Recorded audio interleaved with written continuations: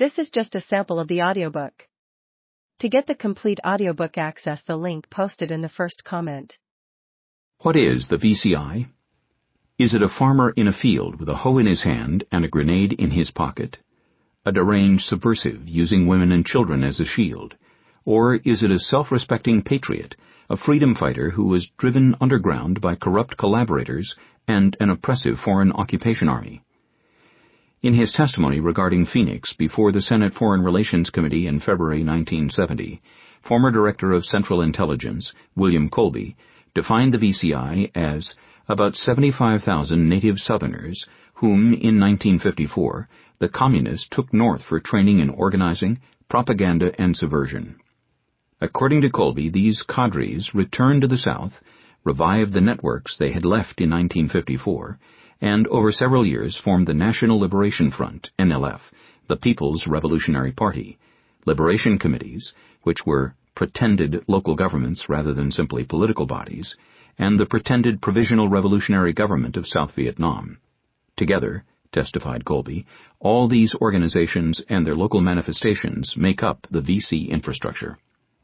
A political warfare expert par excellence, Colby, of course, had no intentions of portraying the VCI in sympathetic terms.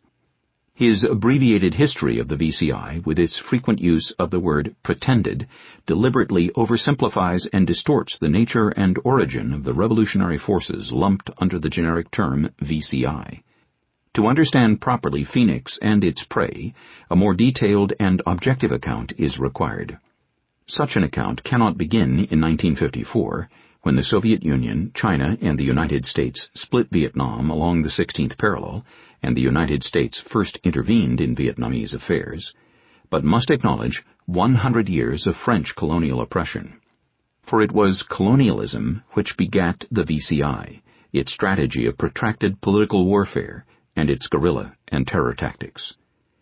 The French conquest of Vietnam began in the 17th century with the arrival of Jesuit priests bent on saving pagan souls. As Vietnam historian Stanley Carnot notes in his book Vietnam, a History, in 1664, French religious leaders and their business backers formed the Society of French Missionaries to advance Christianity in Asia. In the same year, by no coincidence, French business leaders and their religious backers created the East India Company to increase trade. Observing this cozy relationship in Vietnam, an English competitor reported home that the French had arrived, but we cannot make out whether they are here to seek trade or to conduct religious propaganda. Their objective, of course, Carnot quips, was to do both. For the next 2 centuries, French priests embroiled themselves in Vietnamese politics, eventually providing a pretext for military intervention. Specifically, when a French priest was arrested for plotting against the Emperor of Vietnam in 1845, the French Navy shelled Da Nang City, killing hundreds of people, even though the priest had escaped unharmed to Singapore. The Vietnamese responded by confiscating the property of French Catholics, drowning a few Jesuits, and cutting in half lengthwise a number of Vietnamese priests. Soon the status quo was one of open warfare. By 1859, French Foreign Legionnaires had arrived en masse and had established fortified positions near major cities, which they defended against poorly armed nationalists staging hit-and-run attacks from bases in rural areas. Firepower prevailed, and in 1861 a French admiral claimed Saigon for France, inflicting heavy casualties on the Vietnamese who resisted. Fearing that the rampaging French might massacre the entire city, the emperor abdicated ownership of 3 provinces adjacent to Saigon, along with the Con Son Island, where the French immediately built a prison for rebels. Soon thereafter, Vietnamese ports were opened to European commerce. Catholic priests were permitted to preach wherever Buddhist or Taoist or Confucian souls were lurking in the darkness, and France was guaranteed unconditional control over all of Cochin China.